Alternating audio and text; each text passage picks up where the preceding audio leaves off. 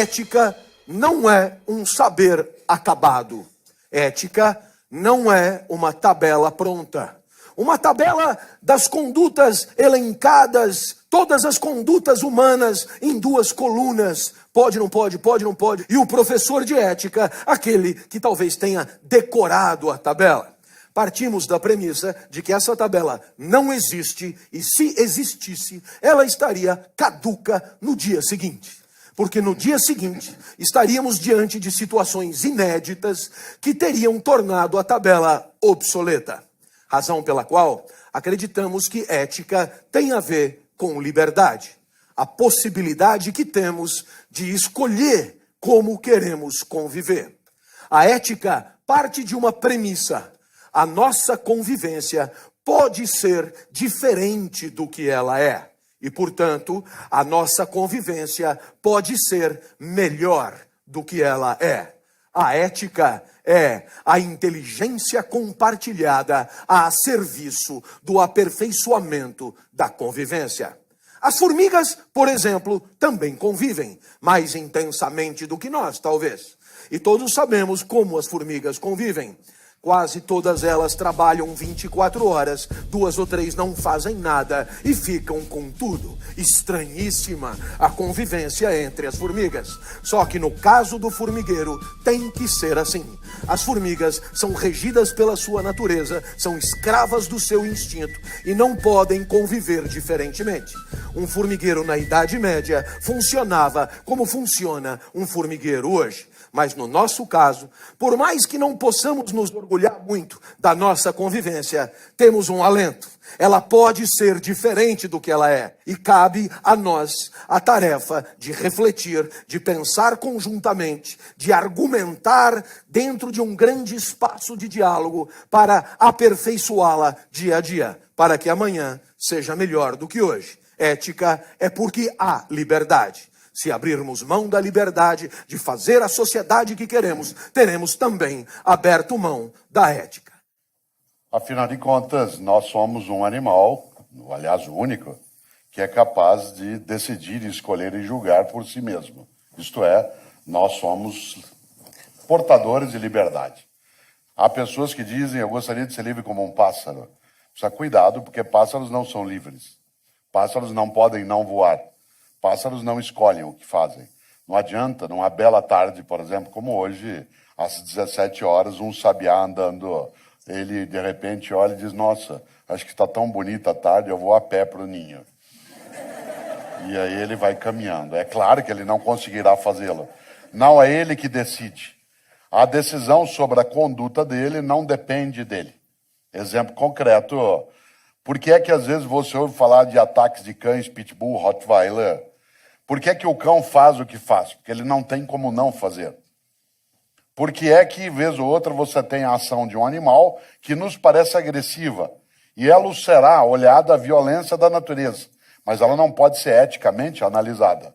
Um cão não é bom ou mau. Não existe o mau cavalo, o mau cão, a má formiga, a menos que a gente vá usar padrões de reflexão nossos. Em outras palavras, outros animais não decidem em relação àquilo que a sua conduta terá. Nós somos capazes de colocar nossa vida em risco. Nós somos capazes, por exemplo, de fazer coisas absolutamente inúteis para a sobrevivência, mas deliciosas, como praticar esporte, que não serve para nada. Não tem a menor finalidade e por isso é belíssimo. De que adianta saltar de paraquedas, fazer stand-up paddle? Qual é a finalidade de alguém correr de Fórmula 1, girar de maneira insana em alguma coisa que é absolutamente ameaçadora e que pode conduzir à morte e fazê-lo como uma escolha? Isto é, escolha. Essa é a palavra-chave. Se você observa, eu não posso avaliar a conduta de um outro animal sob padrões éticos. É boa, não é? É decente ou não é? A formiga, como o Clóvis lembrou, ela é o que é. E ela é o que é porque a natureza assim a fez. Aliás, me lembrei, Karl Marx, no século XIX, grande filósofo alemão, dizia algo decisivo. Ele dizia que o pior dos tecelões, alguém como eu, que não tece direito, o pior dos tecelões sempre será melhor do que a melhor das aranhas, que faz teias magníficas. Porque embora o pior tecelão, ele não consiga fazer uma teia como a aranha faz, a aranha só consegue fazer a teia daquele modo. Ela só consegue repetir. Inclusive porque a aranha tem um defeito. Ela nasceu sabendo. Isto é, ela nasceu pronta.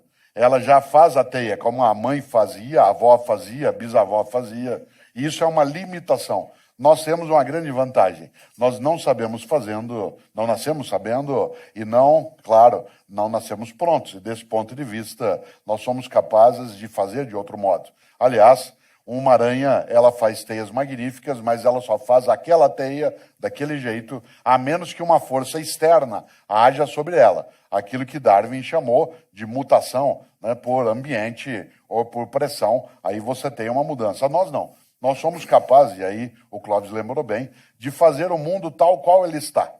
Aliás, esse mundo que hoje temos resulta das nossas escolhas. Não há uma divindade ou divindades, no meu entender, nem no dele, que vieram e disseram assim será. Ao contrário, ele resulta, esse mundo, como ele é, a nossa conduta coletiva, a nossa convivência de escolhas que fizemos. Desse ponto de vista, se é assim ele pode não ser do modo como é, porque se nós assim o fizermos, podemos fazê-lo de outro modo. Nesta hora, nós queremos retirar da reflexão sobre ética algo que é muito usual. E eu vou passar para o Clóvis já para ele fazer essa reflexão num ponto. Muita gente diz, eu não tenho como não fazer assim. É o sistema. Eu faço assim porque a vida é assim. Eu estou em vida social e é o sistema que faz assim. Portanto, eu só posso agir desse modo. Para justificar, inclusive, a conduta que resulta de uma escolha pelo malévolo, quando a possibilidade do benévolo existiria. O malefício é a escolha, o benefício também o é. No entanto, o principal argumento que muita gente usa é que eu posso fazer, a vida é assim, é o sistema. É isso? Denomina-se má fé. Quando você nega a própria liberdade. Quando você nega a própria condição de agente livre e capaz de fazer escolhas, sobretudo para justificar comportamentos que nos envergonham, que nos causam tristeza e que sabidamente não deveríamos ter tido. A verdade é que atribuir a razão das nossas causas a outras circunstâncias que não a nossa liberdade nos convém. Porque essa coisa de ser livre pode parecer um privilégio, mas não é sempre. O homem sempre, ao se considerar livre, julgou-se superior ao resto da natureza. Basta você ver as definições que ele dá de si mesmo. Os gregos diziam que nós estamos a meio caminho entre os animais e Deus. Os cristãos depois não economizaram elogios e disseram que nós somos feitos à imagem e semelhança de Deus. Mais até, somos filhos de Deus. E tudo isso por causa da liberdade que é a nossa. Por causa da capacidade que é a nossa de fazer acontecer a vida de acordo com o nosso discernimento. Mas esta possibilidade, que pode ser entendida ingenuamente como um privilégio, muitas vezes, quando observada de perto, é fonte de sentimentos desagradáveis. E a filosofia tem também um nome para esses sentimentos: angústia. Angústia, Cortella, é o que você sente toda vez que percebe que é livre, que a vida depende da tua escolha e que essa escolha não é tranquila. Para escolher, é preciso atribuir valor às possibilidades de escolha. Aliás, essa definição é de dicionário de papelaria. Escolher é identificar a alternativa de maior valor. Ora, sendo assim, poderíamos pensar num exemplo. O professor precisa atribuir valor ao aluno, então ele aplica uma prova. Ele conclui que o aluno vale 8. E qual foi o protocolo que ele utilizou? Ele comparou a prova do aluno a um gabarito, a uma prova nota 10, a uma referência. O que é que você aprende? Que não existe como atribuir valor sem ter uma referência de comparação, uma referência de contraste. Então, nesse momento, você poderia ser levado a pensar assim: ótimo, nossos problemas acabaram. Na hora das dúvidas existenciais, basta ter um gabarito da vida, basta ter a vida nota 10, basta ter a referência. Qual é a má notícia? A má notícia é que, diferentemente da prova do professor, a vida não tem uma única resposta certa. Se você vai ao exército, o primeiro valor do banner é a disciplina. E a melhor solução é sempre a mais disciplinada. E na hora da dúvida, quando a corneta toca às 5 da manhã, você levanta. A disciplina é a referência. Mas se você sai do exército e vai para um asilo de idosos, o primeiro valor ali é o repouso.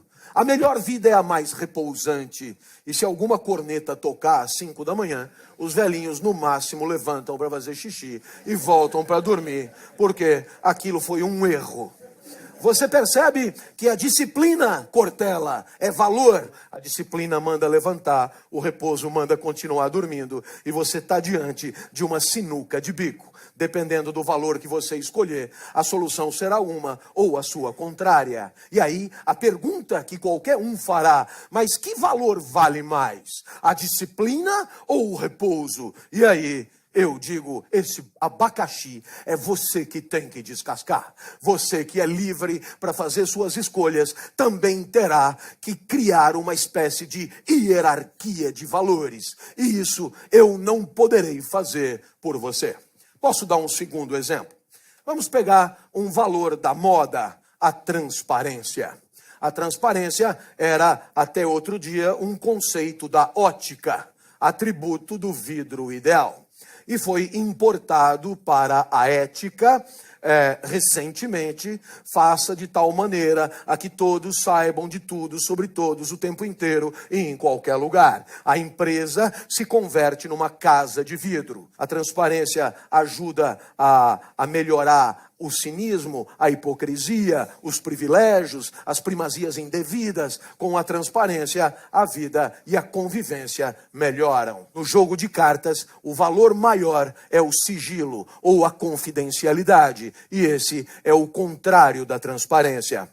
Eu espero que você tenha percebido que no jogo de cartas, a transparência não é bem-vinda. Aliás, em jogo nenhum. E o mercado, por exemplo, é um jogo. Imagine se a sua empresa vai lançar um produto em outubro que vai quebrar as pernas do adversário. Todas as esperanças estão ali. As empresas concorrem cabeça a cabeça. E você, em nome da transparência, pega aquele projeto e leva para a empresa vizinha, para que possa tomar ciência do projeto antes do projeto ser executado. Pois será demitido por justa causa. Será demitido por quebra de sigilo. Porque para que o projeto dê certo, é preciso que a empresa concorrente tenha ciência do projeto o mais tardiamente possível. Eu espero que você tenha percebido que qualquer valor que você pensar pode ser problematizado. E esta complexidade de valores, para usar o termo de Edgar Morin, esses valores complexos são a garantia da tua liberdade. Por quê? Porque se os valores, eles compusessem uma tabela fechada, com um valendo mais do que o outro, se os valores indicassem uma verdade sobre a vida prática, a consequência imediata disso seria o fim da liberdade. Seria o fim da possibilidade de escolha. Mas é porque os valores são complexos que continuamos vivendo a vida cercado de dilemas, quando duas alternativas nos parecem igualmente ruins.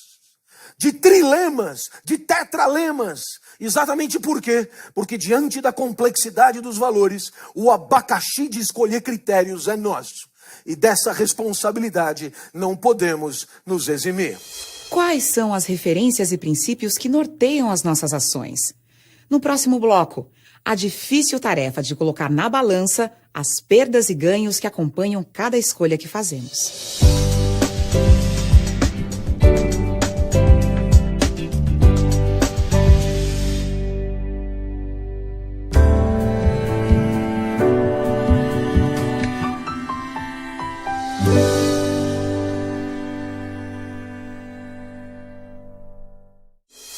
Se hoje temos mais liberdade de escolha, por outro lado também vivemos a angústia que esta liberdade nos traz. Identificar as alternativas, estabelecer uma hierarquia de valores e assumir a responsabilidade de nossa decisão. O que precisamos ter claro são os critérios que vão fundamentar as nossas escolhas. Eu sou responsável pela disciplina de ética na Escola de Comunicações e Artes da USP, e eu disse: a angústia te acompanhará. Aí uma moça levantou a mão. Professor, eu tenho um namorado que faz engenharia aqui na frente, estuda na Poli, mecatrônica, o senhor pode imaginar o tipinho, mas eu gosto dele. E agora, em junho, Corpus Christi, tem Semana do Saco Cheio, então a gente aproveita para fazer o JUCA, Jogos Universitários de Comunicação. E esse ano foi em Guaxupé. E eu falei pro meu namorado: vem comigo, larga disso, descansa um pouco, vamos brincar, vamos divertir. Ele não pôde ir. Estava terminando um robô, faltavam só 2 antenas assim, pro robô ficar pronto. Você sabe que tem robô que sem antena, ele não fica feliz, não é? Então, vá você, não é? Professor, assim que eu desci do ônibus, um rapaz de sunga, só de sunga, musculatura saliente, muito diferente do meu mirrado mecatrônico, não perguntou nem meu nome, já me propôs na lata uma cópula furtiva. E foi aí, professor, que eu lembrei do senhor. Eu não entendi. Eu não entendi onde é que eu entrei na história. Ora, não é o senhor que diz que a vida não tem fórmulas prontas, que a ética é um exercício de escolha permanente, que os valores são complexos, que a incerteza paira e a gente angustia? Sou eu. Então de quem que eu ia lembrar, professor? Afinal, dar ou não dar? Eu espero que você tenha percebido que, dependendo do valor que você usar para resolver esse dilema, a resposta será uma ou outra. Há um valor extraordinário, que é o prazer. Ninguém pode abrir mão dele. Mas há, por exemplo, um outro valor, o respeito, quando você considera a alegria e a tristeza do outro na hora de decidir livremente a própria vida. E aí, pelo respeito ao mecatrônico, ela não deveria dar para o marombado de sunga. Eu espero que você tenha percebido. Os dilemas fazem parte da nossa vida. A ética não é uma solução pronta e acabada. Não se trata de um protocolo simplificador da existência. A ética não é autoajuda. A ética não se confunde com 10 lições para ser feliz. A ética não é o politicamente correto. A ética não é um conjunto de respostas prontas. Por quê? Porque se assim fosse, teriam nos escravizado. A ética é emancipadora. Devolve para você a liberdade que é a sua, com tudo que a liberdade tem. Angústia. Não é, professor? E o Martin Heidegger, que é um grande pensador, como sabem, né, do século XX, ele dizia que a angústia, ela é a possibilidade plena. Ele dizia que a angústia é a sensação, às vezes, do nada. Isto é, quando você sente que você precisa preencher algo que está à tua frente. E é interessante, porque o Clóvis trouxe à tona vários tipos de situações em que por trás está a ideia de escolha. Isto é, que você precisa ter critérios para escolher.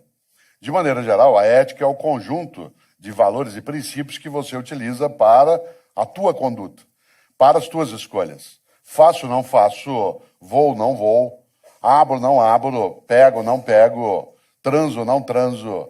Toda esta lógica, ela nos conduz à necessidade de entender a ética como sendo, acima de tudo, fruto dessa mesma liberdade. E, portanto, sendo ela resultante de escolha, não há possibilidade de entender a ética como sendo algo, primeiro, já pronto, como o Clóvis lembrou várias vezes, segundo, que seja absolutamente fácil. Não o é. Afinal de contas, quando a gente imagina tanto o exemplo do sigilo quanto da transparência que o Clóvis trouxe à tona, cautela para não cair numa armadilha, que é imaginar, então, que a regra é vale tudo. Se vale a transparência e vale o sigilo, depende da situação.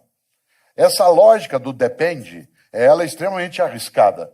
Uma coisa é entender a ética como resultante de algo que é a relatividade. Uma coisa é entender a relatividade das nossas escolhas. Dependerá da circunstância, do tempo, do momento, da ocasião. Outra coisa é transformar relatividade em relativismo. Qual é a diferença entre relatividade e relativismo? Relatividade é quando eu percebo que as minhas escolhas elas dependem da circunstância que eu estou vivendo e é isso que vai orientar também a minha escolha. Relativismo é achar que vale qualquer coisa. Tanto faz, vale qualquer coisa. Vou dar um exemplo que é absolutamente direto nessa percepção, quando a gente imagina, por exemplo, um código de conduta, como os 10 mandamentos de origem hebraica que depois, tanto cristãos como islâmicos, acabaram tendo como referência. Um dos mandamentos, ele hoje é traduzido do jeito que eu vou dizer. Não cobiçar a mulher do próximo. Se você pegar esse mandamento no original, em hebraico, ele vai estar escrito do jeito que eu vou dizer agora. Uma coisa é como ele está, não cobiçar a mulher do próximo. Em hebraico, no original, quando ele foi produzido, o mandamento diz: não cobiçar o boi, a terra e a mulher do próximo. Porque o mandamento se refere à propriedade e não à fidelidade. Afinal de contas, ele inseria tanto a mulher, quanto o boi, quanto a terra, como parte de uma propriedade. Não é estranho que assim fosse, afinal, algumas pessoas assim entendem até hoje.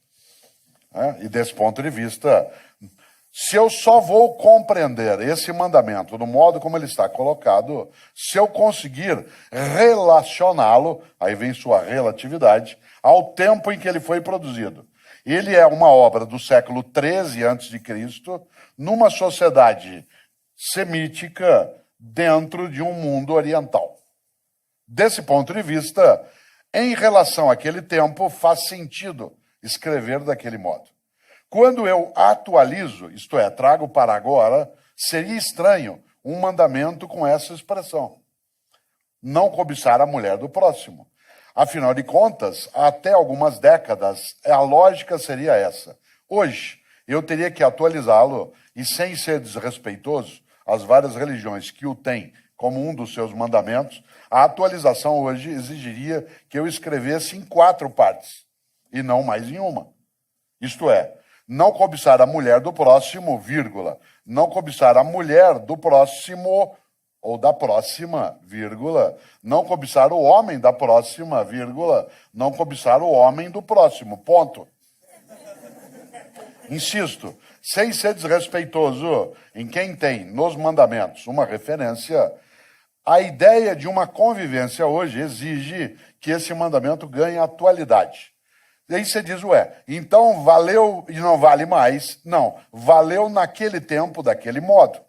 Quando o Clóvis diz, esse é o nosso abacaxi para ser descascado, há coisas que não adianta. Quando eu penso nas redes sociais, na capacidade de igualdade de gênero, no respeito às relações homoafetivas, não adianta eu buscar amparo para refletir eticamente em Aristóteles, em Platão, em Descartes, em Hegel, em Kant.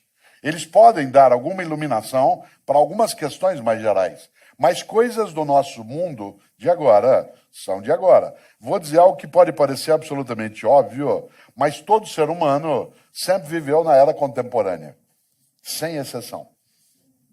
Todo ser humano sempre viveu na era contemporânea, sem exceção. E a ética, ela é uma questão contemporânea. Isto é, ela é uma questão de cada tempo. Por isso, há algo que nos ajuda a pensar. Não existe uma ética universal. Ainda não existe. O que mais se aproximou disso como valores gerais é a Declaração dos Direitos Humanos de 1948. Mas não existe ética individual. Muita gente diz, não, mas na minha ética não há possibilidade de ética individual. A ética é sempre de um grupo, de uma comunidade, de uma sociedade. Dizem que a ocasião faz o ladrão e que todo homem tem seu preço. Você concorda com estas máximas? No próximo bloco, o que pensam os nossos filósofos sobre isto?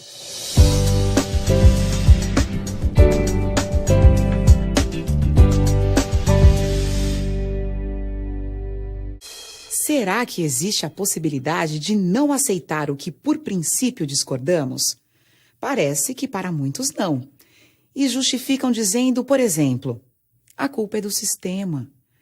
Não seria esta uma forma de se eximir da responsabilidade pelas escolhas que fazemos? A liberdade que conquistamos implica em ter sempre a opção de escolher. Assim, os dilemas se colocam até nas mínimas ações de nosso dia a dia.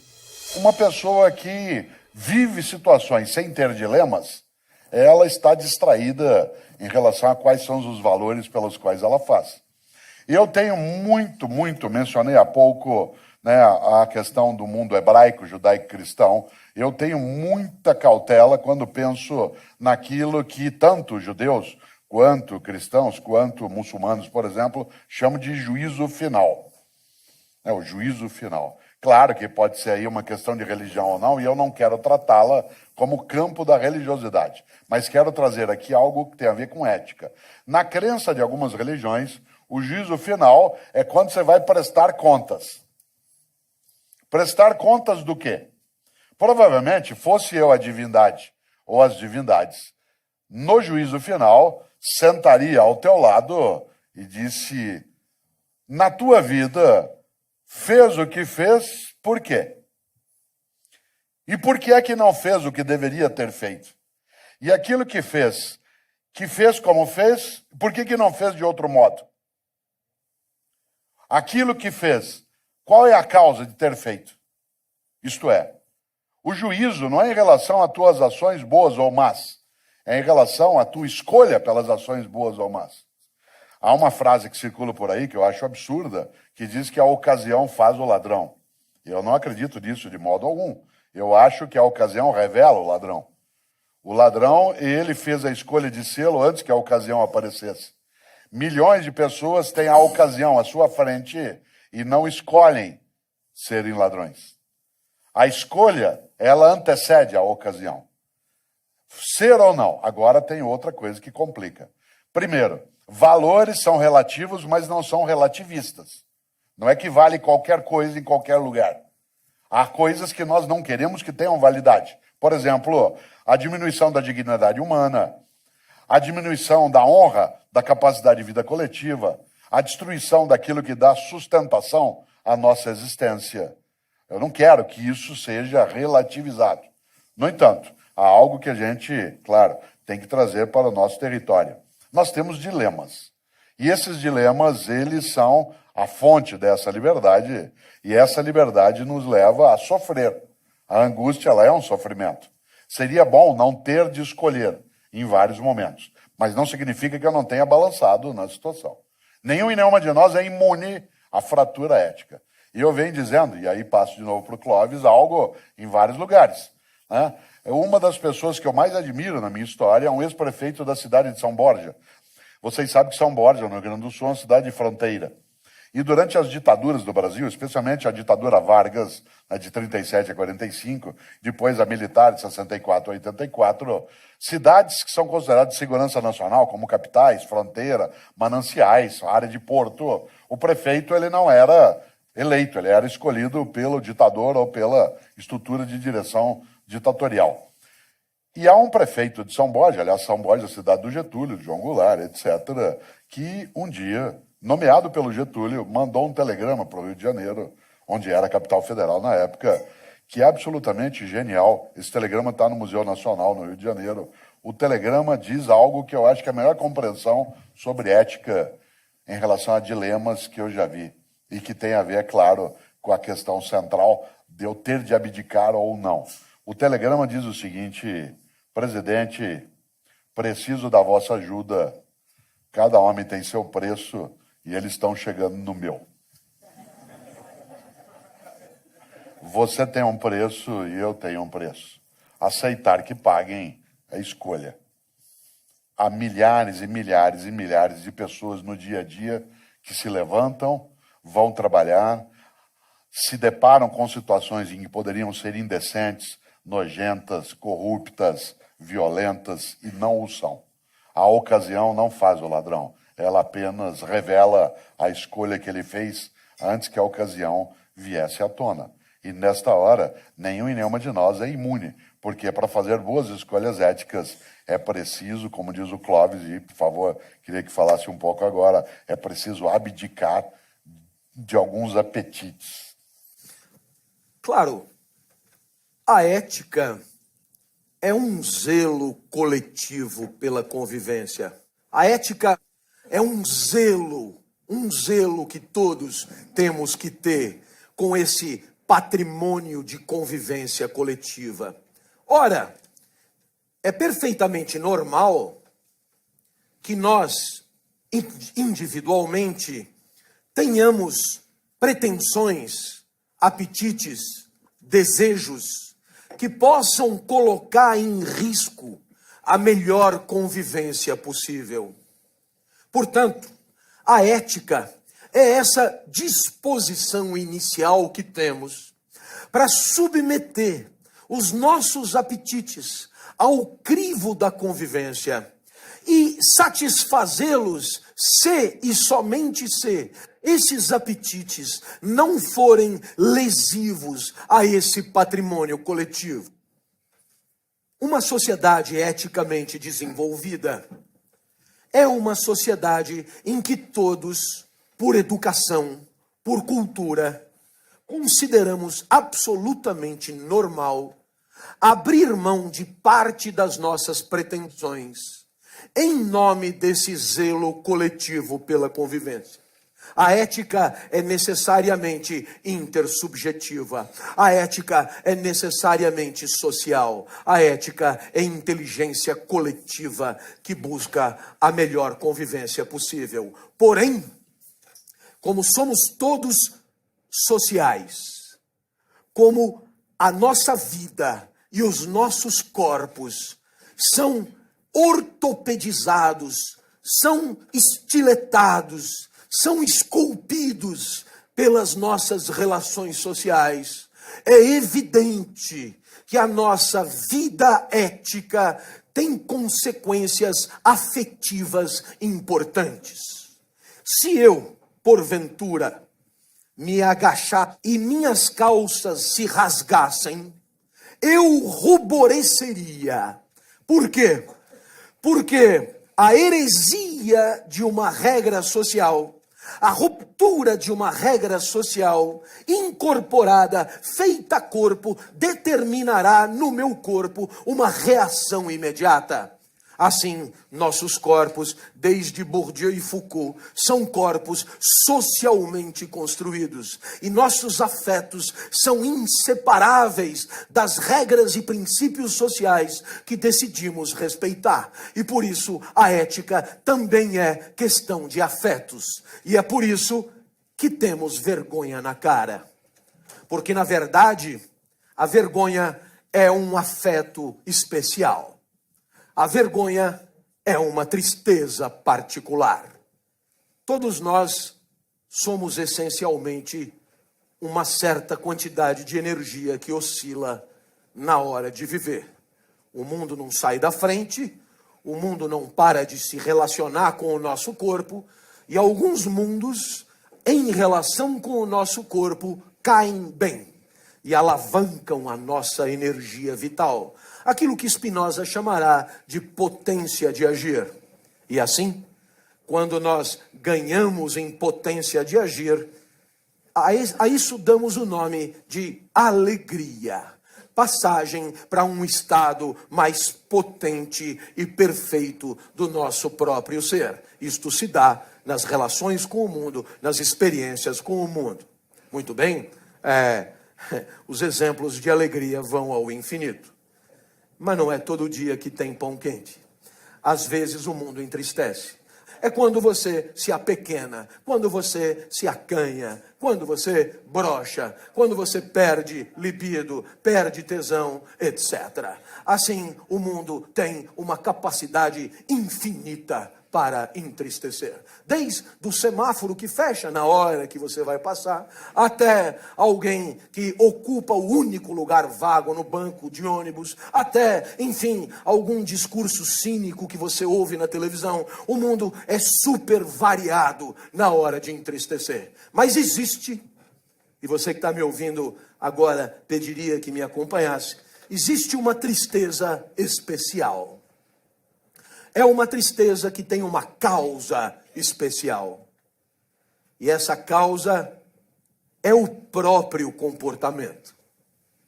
A vergonha é uma tristeza determinada por um atributo flagrado em si mesmo. A vergonha é uma tristeza que tem como causa o próprio eu. Aliás, a vergonha é um afeto moral por excelência. E por quê? Porque a moral é isso.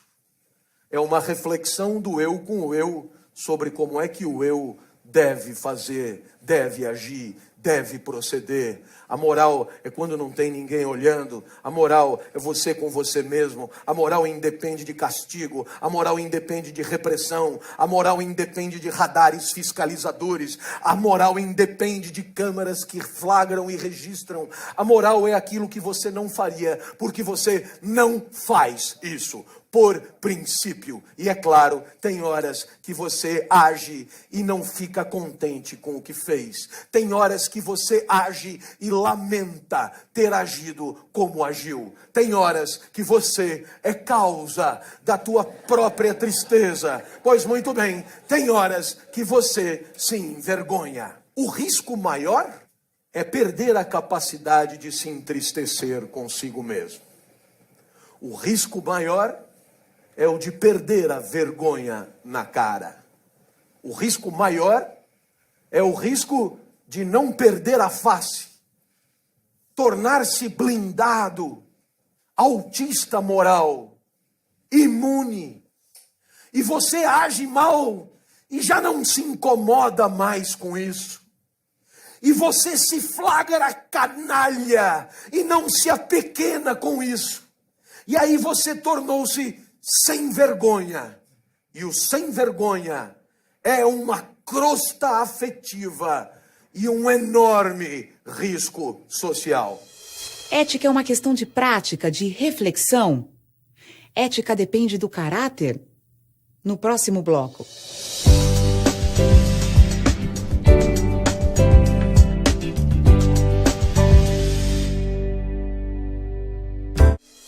Não existe ética universal, nem individual. Ela é sempre de um grupo, de uma comunidade.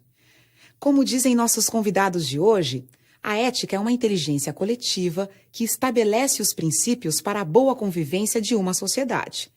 Por isso, ética é uma questão de cada tempo, de cada cultura.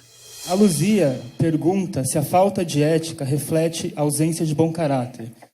Aristóteles tinha um entendimento sobre ética que não coincide rigorosamente com o nosso. Aristóteles acreditava que ética fosse uma reflexão sobre a vida como um todo. E até o fim da vida é possível dar a ela um encaminhamento nobre.